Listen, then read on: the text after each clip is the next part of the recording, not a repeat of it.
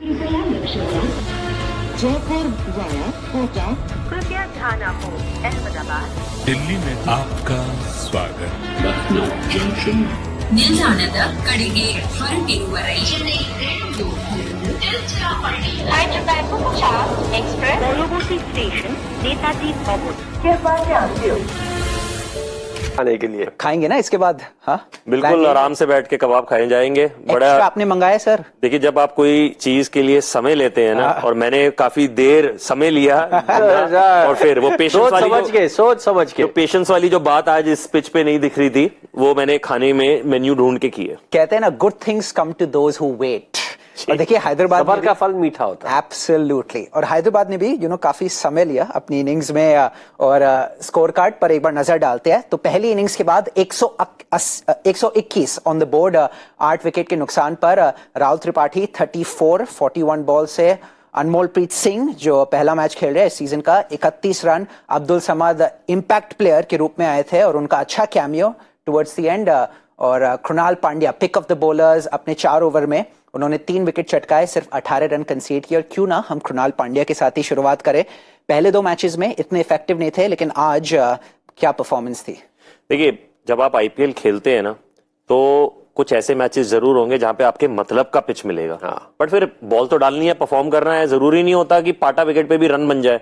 वैसे ही घास वाली विकेट पे फास्ट बॉलर विकेट निकाल ले, बट इस तरीके का पिच जहां पे बॉल थोड़ा रुक के आ रहा है, फंस के आ रहा है, स्पिन हो रहा है, तो फिर अगर आप उस पे विकेट्स नहीं निकालते ना, तो फिर मुझे लगता है आपको डिसअपॉइंटमेंट होती है। तो आज अच्छी बात है, उन्होंने विकेटें निकाली हैं। अब आने वाले समय में जब कोई अच्छा पिच भी मिलेगा ना, तो एटलीस्ट भरोसा तो होगा कि मैंने विकेटें पीछे निकाल रखी हैं। और सर, आपने पिच के बारे में बात की। पिच ने आई थिंक हमें चकमा दे दिया पहली मैच में, जब जो हम लोग पिच देखे थे लखनऊ में दिल्ली के खिलाफ, राइट? घास, पेस, बाउंस, लेकिन आज एकदम ऑपोजिट। देखिए, आपने क्या प्रेडिक्शन किया था? 180 मैंने किया था 187 किया था 170। तो देखिए, वो पिच के बारे में कुछ बात नहीं करेंगे। जो पिच हमने सोचा था कि जिस तरह का पिच होगा, बिल्कुल नहीं था। आसपास भी नहीं थे, हम बहुत दूर रह गए। सब प्रेडिक्शन गेम यही करता है, इट हम्बल्स यू, नाक कट जाती है हम सबकी। और बिगिनर्स लक भी आज एक्सपीरियंस नहीं किया। बिल्कुल नहीं, मैं तो सबसे दूर था, दिल्ली बहुत दूर थी। लेकिन देखिए, ये पिच जो है ना, जैसे रजत कह रहे थे, ये कृणाल पांड्या के लिए सही था। अमित मिश्रा भी खेले। देखिए, ये इम्पैक्ट सब्स्टिट्यूट ने क्या किया ना, कि अमित मिश्रा जैसे खिलाड़ी को, जिनमें बॉलिंग की काबिलियत है, फिटनेस में थोड़े पीछे रह गए अब क्योंकि ओवर भी हो गई है, लेकिन बॉलिंग आप अमित मिश्रा को कभी बॉल दो हाथ में, बॉलिंग कर पाएंगे, टप्पा पे डालेंगे, विकेट निकालेंगे। लेकिन इस इम्पैक्ट रूल ने उनके लिए और 1-2 साल आईपीएल का जो करियर है, वो 1-2 साल और बढ़ा दिया है। और हमें भी अमित मिश्रा जैसे खिलाड़ी को, जब वो गेंदबाजी करते, जब बॉलिंग करते, तो बड़ा दिल खुश होता है, क्योंकि इनमें इतनी वो ये जो है ना, वो छोटी छोटी nuances, googly, leg spin, pace, last के ओवर में थोड़ा फ्लाइट कर रहे थे, तो थोड़ी धीमी डाल रहे थे, मैं विकेटें ले ही जाऊं, एक दो तो ले ही जाओ।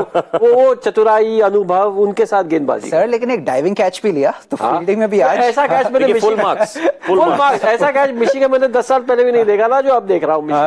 और ऐसा है कि जब आपको पता है कि आप थोड़ी देर के लिए अंदर हैं, अपने ओवर्स खत्म करने, अपने बाहर जाने हैं, आपसे ज्यादा लोग एक्सपेक्ट नहीं करते कि आप फील्डिंग में अच्छा करेंगे।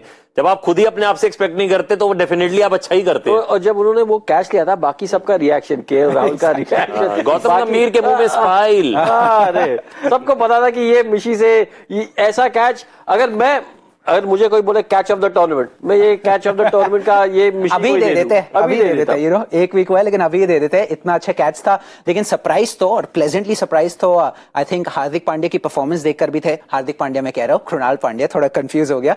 कृणाल पांड्या की परफॉर्मेंस देखकर भी थे। जिस तरीके से उन्होंने बैट्समैन को सेटअप किया सर, सेकंड टू नन। देखिए, यही एक अच्छी बात है उनकी कि जब कोई भी नया बल्लेबाज उनको खेलने आता है ना, तो फिर जिस जगह पे बॉल डालनी होती है, उस जगह पे डाला उन्होंने। और यही बात है कि मार्करम इतनी दूर से आए, यहाँ पे उम्मीद थी कि आज उनका फॉर्म दिखेगा, वो कमाल की बैटिंग करेंगे, कप्तान भी है टीम के। बट पहली बॉल पे जिस तरीके से टप्पे पे बॉल डाला, थोड़ा सा बॉल टर्न हुआ, ज्यादा टर्न नहीं हुआ, बट उतना काफी था कि वो डंडे पे जाके लग जाए। और यही एक अच्छी क्वालिटी बॉलर, जहां पे जब उसको अपॉर्चुनिटी मिली है, वो परफॉर्म करके दे। और टॉप 4 बैटर्स में से जब आप 3 बैटर को निकाल देते हो शुरू में ही, तब आई थिंक मोर और less match is in the bag, आप कह सकते हो। ये देखिए, ऐसे पिच पे, ऐसे पिच पे जब आप पहले 2-3-4 विकेट जल्दी चटकाते हो तो फिर आप कह सकते हो कि pitch is in the back.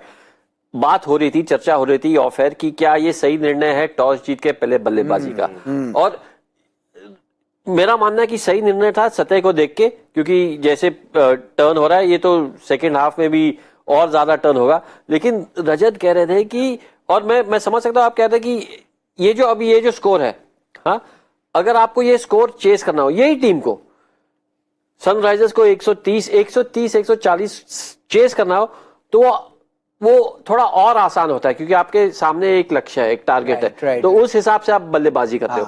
जब आपको टारगेट नहीं, आपको स्कोर सेट करना होता है, तो आपको पता नहीं कि 160 के यहाँ जाना है, 150 के यहाँ जाना है, और उसके कोशिश में आप थोड़ा नीचे रह जाते हो।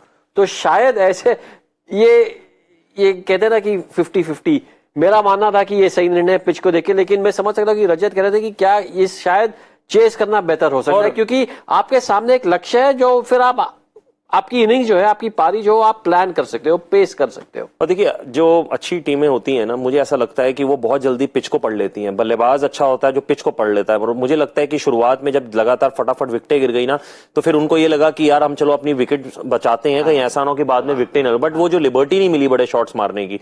आप देखेंगे कि अगर किसी ने अगर रन बनाए जो बाद में आके, जिस तरीके से समद ने कुछ बड़े शॉट जरूर खेले, बट यहाँ पे अगर आप देखेंगे अनमोल प्रीत, उनको स्टार्ट जरूर मिला, और जिस तरीके से उनको स्टार्ट मिला तो शायद वो रन कन्वर्ट कर सकते थे। मार्करम की बात कर लीजिए, ब्रुक की बात कर लीजिए और राशिद की बात कर लीजिए, उन्होंने जो टोटल ही मेरे ख्याल से 8 ही रन बनाए हैं, तो फॉरेन प्लेयर्स कुछ ज्यादा कर नहीं पाए आपके। तो थोड़ा बहुत मुझे ऐसा लगता है कि अगर यही स्कोर 140 के करीब होता तो शायद ये फाइटिंग टोटल हो सकता था, बट अब क्योंकि आखिरी में कुछ बड़े शॉट देखने को मिल गए, कुछ बाउंड्रीज देखने को मिल गई, तो अब ये मैच फाइटिंग तभी हो सकता है जब शुरुआत में ही ना विकेटें ले ली जाए। और यहाँ पे फिर आप डिपेंडेंट हो जाते हैं कि अब आप कितना निर्भर करते हैं वॉशिंगटन सुंदर पे, क्या वो उस तरीके की गेंदबाजी आपको शुरू में करके देंगे, क्योंकि आपने हमेशा देखा है कि नई बॉल से उनको पता है कि बॉल कहां डालते हैं, और ज्यादातर हम जब राइजिंग पुणे जायंट में भी थे तो वो नई बॉल से ही बॉल डाल के विकेट निकालते थे। तो उनका तो डेफिनेटली बड़ा रोल रहेगा इस मैच में। सर मुझे पता है कौन सा मैच याद आ गया, इंडिया और न्यूजीलैंड का एक मैच था लखनऊ में ही जनवरी में, जब न्यूजीलैंड 99 for 8 बनाई थी अपने 20 ओवर्स में, और लास्ट ओवर में सूर्य कुमार यादव ने इंडिया को मैच जिताया था। वो भी पिच उस पिच के बारे में काफी चर्चा हुई थी फॉर द रॉन्ग रीजंस, और आज भी पिच के बारे में काफी बातें हो रही है। आपने सुंदर के बारे में बात की, उन्होंने बैटिंग बहुत अच्छी की है, लेकिन उनकी बॉलिंग भी काफी अच्छी रही है, और ऑफ कोर्स निर्भर रहेंगे सेकंड इनिंग्स में। लेकिन सर इकोनॉमी देखिए 6.31 इस टूर्नामेंट में सिंस 2019, तो उनका जो रिकॉर्ड है पावर प्ले में बहुत ही इकोनॉमिकल है, बहुत ही फ्रूगल है। देखिए 6.31 अगर पावर प्ले हो या पावर प्ले के बाद अगेंस्ट लेफ्ट हैंड बैटर्स, नहीं अगेंस्ट लेफ्ट हैंड, ये एक जबरदस्त इकोनॉमी रेट है। जैसे हम पहले प्री मैच शो में कहते थे कि जो स्ट्राइक रेट है ना, जो बल्लेबाज का स्ट्राइक रेट जो 110 120 पहले सब कहते थे ठीक है, अब कहते हैं 130 ठीक नहीं है, वैसे भी इकोनॉमी रेट जो बॉलर्स की उसको भी नजर डालनी पड़ती थी। जो पहले कहते थे कि अरे 7 रन दे रहे हो, ये तो काफी महंगा हो गया। अगर आप इस जमाने में अगर आप 8 रन दो प्रति ओवर तो कहते हैं कि ठीक ठाक बॉलिंग की है इसने। तो जब इसका इकोनॉमी रेट यानी nearly 1 run a ball, outstanding number. और अगर लखनऊ को ये मैच जीतना है तो ऑफ कोर्स पावर प्ले में अच्छी शुरुआत करनी पड़ेगी, और वॉशिंगटन सुंदर का अच्छा मैचअप होगा against someone like Kyle Mayers, bowling to a left hander, आप अगेंस्ट द बैट्समैन स्पिन कर रहे हो, तो वो मैचअप काफी दिलचस्प होगा। बिल्कुल दिलचस्प होगा। और मुझे लगता है कि आदिल रशीद के ऊपर भी काफी निर्भर करती है टीम कि वो किस तरीके से, क्योंकि इस तरीके की पिचेस अब आज स्पिनर्स को मिली है, तो अब आप तो एक्सपेक्ट करेंगी कि कुछ अच्छा परफॉर्म करके दे। फिर मुझे ये भी है कि अब आप किस प्लेयर को अंदर लेकर आ सकते हैं। बाहर बैठे हुए मयंक मार्कंडे हैं, मयंक डागर हैं, अब उनमें से अब आप किस प्लेयर को लेकर आएंगे। बट बस सिर्फ एक ही चीज का मुझे थोड़ा सा है कि कायल मायस हैं, जिस तरीके के प्लेयर हैं और वो लेफ्टी हैं, तो उनके सामने आप वॉशिंगटन सुंदर को जरूर रखेंगे। बाकी जितने भी प्लेयर जो नीचे आने वाले हैं उनके साथ आप कैसे प्लान करते हैं। आयुष बदोनी को ले लिया गया है, तो शुरुआत में ना जो विकेट्स हैं वो निकालनी बहुत जरूरी होगी। और वहीं अगर हम लखनऊ की बात करें, उनकी कोशिश ये होगी कि विकेटें ना गिरें, चाहे बेशक 5 रन की हिसाब से आप खेलते रहें, और जैसे जैसे ये मैच आप क्लोज पहुंचेंगे तब आप कर सकते हैं। कायल मेयर्स तो है ही लेफ्ट हैंडर, लेकिन कायल मेयर्स के साथ साथ निकोलस पूरन भी, कृणाल पांड्या भी, तो I am pretty sure Washington सुंदर का एक बड़ा रोल होने वाला है। पर 4 ही ओवर उन्होंने डालने हैं, ज्यादातर तो बॉलें अंदर आती हुई आएंगी, तो फिर शायद वो लेफ्टी को वो एडवांटेज मिल सकता है। हाँ, और सुंदर की जो वो सुंदर इकोनॉमी है 6.31 का, आपको क्या लगता है मायस तोड़ सकता है? क्योंकि मायस का रिकॉर्ड अब तक it's still very early days, लेकिन उनका रिकॉर्ड स्पिन के खिलाफ उनकी strike rate is much lower compared to pace के खिलाफ, लेकिन तभी भी बहुत अच्छे फॉर्म में है। Back to back half century, 73 first match में, 53 सेकंड मैच में, और वो स्ट्राइक रेट 210। ये देखिए, आप अगर वॉशिंगटन सुंदर की इकोनॉमी रेट के बारे में बात करो, 6 रन 6 के औसत, वो तो एक शॉट की बात है। देखिए, एक शॉट की बात है, एक शॉट में वो टूट सकता है। लेकिन जैसे आपने कहा, इनका जो स्ट्राइक रेट है, इनका जो रिकॉर्ड है अगेंस्ट स्पिनर्स, इनका जो स्ट्राइक रेट है अगेंस्ट स्पिनर्स इतना अच्छा नहीं है, और इस सतह पे और भी मुश्किल होगा। तो देखिए, आप एज अ बल्लेबाज आपको खुद पता है कि यार मैं स्पिनर्स के खिलाफ थोड़ा स्ट्रगल करता हूं, मैं मीडियम पेसर के खिलाफ स्ट्रगल करता हूं, मैं लेफ्ट आर्म पेस बॉलर के खिलाफ स्ट्रगल करता हूं, मैं लेग स्पिनर के, आपको पता है कि आपकी वीकनेस क्या होती है और आपकी स्ट्रेंथ क्या होती है। तो मायस को पता होगा कि देखिए, मैं स्पिनर्स के खिलाफ मेरा थोड़ा मेरा जो स्ट्राइक रेट है थोड़ा कमजोर है, तो ये इनके मन में ऑलरेडी खेलता होगा कि यार मुझे थोड़ा संभाल के खेलना पड़ेगा। फिर वो ये देखेंगे 20 ओवर देखे, पिच ने 20 ओवर में कैसा बिहेव किया है, कैसा तो वो भी उनके मन में होगा। आसान पिच नहीं है, तो ये देखना पड़ेगा कि किस कॉन्फिडेंस से बैटिंग करने के लिए उतरते हैं ऐसे पिच पे। यही मैं पूछना चाहूंगा, आपको क्या लगता है अप्रोच क्या होना चाहिए? क्योंकि अब तक तो वो ताबड़तोड़ बल्लेबाजी करे, सेम अप्रोच की ज्यादा संभल के खेलना चाहिए, फूक कर कदम रखना चाहिए? अगर ये उनका पहला गेम होता ना, तो मैं ये समझ सकता था कि आपको क्या अप्रोच रखनी है, फूक के कदम रखना है। आप पीछे रन बनाते हुए आए हैं, आपको क्या, आप अपनी गेम खेलेंगे। अगर मैं बल्लेबाज हूं और मुझे ये पता है कि मेरे पीछे रन लगे हुए हैं, तो फिर मैं किसी भी बॉलर पे अगर स्ट्रगल भी कर रहा हूँ ना, बट मानसिक तौर पर मैं हमेशा उसके ऊपर रहूंगा, क्योंकि मुझे पता है कि मैंने रन बनाए हुए हैं। और यहाँ पे एक चीज और भी है कि अगर एक ओवर के अंदर किसी भी स्पिनर को 2-3 चौके पड़ गए, तो कप्तान में इतनी हिम्मत नहीं होती कि वो फिर से बॉल कराए, क्योंकि टारगेट आपका छोटा है, टारगेट इतना बड़ा नहीं है, इतनी लिबर्टी मिलती नहीं है आपको। जी, तो मेरा मानना है कि पावर प्ले का पूरा फायदा उठाना है।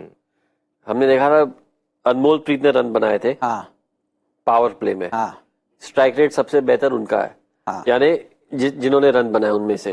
तो आपको पावर प्ले का फायदा उठाना है, और मेरा मानना है कि मायर्स को ऊपर आना ही, ओपन करना चाहिए और उस पावर प्ले का पूरा फायदा उठाना चाहिए। तो वो संभल के बैटिंग नहीं करनी चाहिए। मतलब पावर प्ले में आपको पता चल जाएगा कि सनराइजर्स का सन राइज हो रहा है या सेट हो रहा है। वो 6 ओवर में पता चल जाएगा। बिल्कुल।